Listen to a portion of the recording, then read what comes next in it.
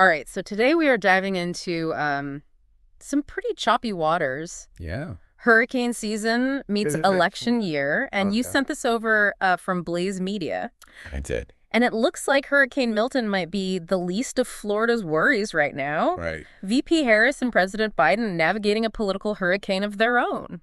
Yeah, it's really interesting, isn't it, how these natural disasters become these, like, political pressure cookers? Yes. You know, you need a unified front, but the temptation to score points off it is just huge. Yeah. And this article really highlights that tension. Absolutely. So we have Hurricane Milton barreling down on Florida, and VP Harris goes public saying she's been trying to get in touch with Governor DeSantis about the hurricane, but he's not returning her calls. Right. Her take is that he's playing politics instead of, focusing on keeping people safe. Well, and that's where you see those classic political deflection tactics come into play. Yeah. DeSantis comes back and says he's been busy with FEMA coordinating the entire hurricane response effort. He even implies that Harris is just trying to grab headlines by inserting herself into the situation. Right. It's a tale as old as time, right? Yeah.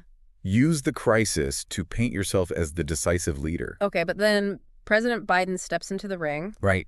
posts on social media that he personally spoke with DeSantis, emphasizing my administration's support, which on the surface sounds pretty standard, Sure. right? Except it cuts Harris out of the picture completely. Right. That language, my administration, very calculated. Yeah. It's almost as if he's sending a message Yeah.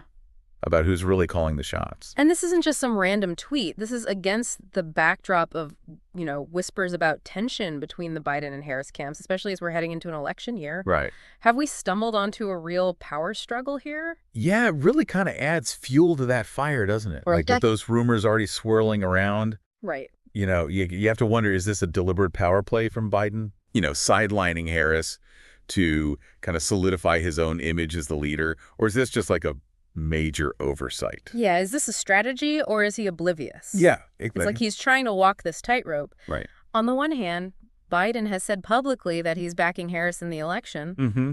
But then this happens, and Right. it's like, are his actions speaking louder than his words? Yeah. You can see why some people are reading between the lines. Absolutely. And you can bet that voters are paying attention. Yeah.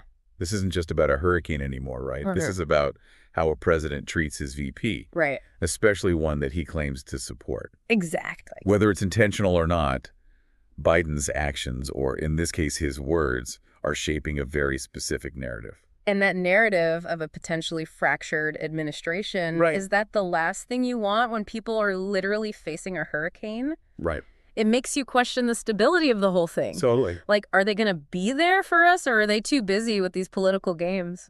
Exactly. And this isn't the first time that Harris's team has expressed frustration about her being sidelined. Right. Remember during the debates when she very famously said, like, clearly I am not Joe Biden? Oh, yeah. That's a loaded statement, even in the heat of the moment. Yeah, and then Biden doubled down on how essential she is to everything they've done. Right. Like, come on. Talk about a mixed message. It's like he's trying to acknowledge her while also putting her in her place, Yes. at least optically. Yeah. It's that classic political paradox. You see it all the time, this calculated dance to maintain control while appearing supportive. Right. But for the average person, it just creates confusion. Right. And it fuels speculation. And in an election year, that uncertainty can be a powerful weapon.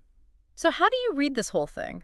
Yeah. Is this Biden strategically sidelining Harris, or is this just a case of him being completely oblivious to how this looks, especially to voters? It's like we're watching this political drama play out, in real time. And the stakes are so high, especially with a natural disaster like this going on. Right. How often do we see these events like Hurricane Milton kind of become these political battlegrounds? Oh, all the time. Really? I mean, natural disasters, unfortunately, they present this like prime opportunity for politicians to kind of control the narrative. Yeah. It's a delicate dance. Right. On the one hand, you have this responsibility to provide aid and support. Mm-hmm. But on the other hand, you have this undeniable urge to leverage the situation to your advantage. Right. To be seen as the hero, Yeah. the leader who's got it all under control.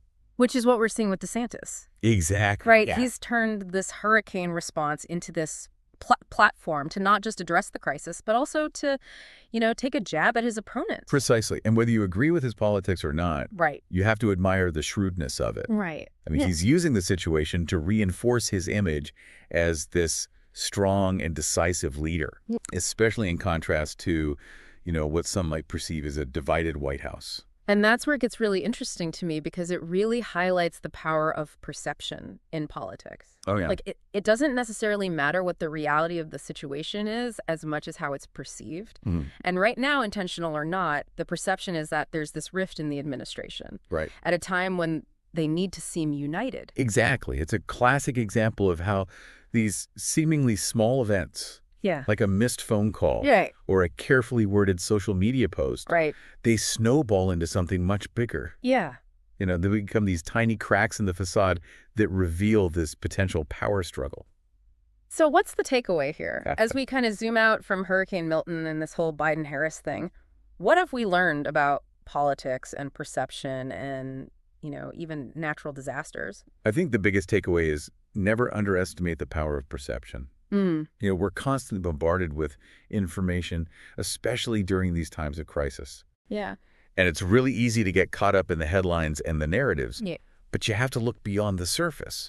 Question those narratives and really consider who benefits from those narratives. It's a reminder to stay curious, right? Absolutely. To ask those tough questions and remember that in politics, just like in a hurricane, even the smallest shift can have a huge ripple effect. Totally. This has been a fascinating deep dive. Thanks for joining us. Hit that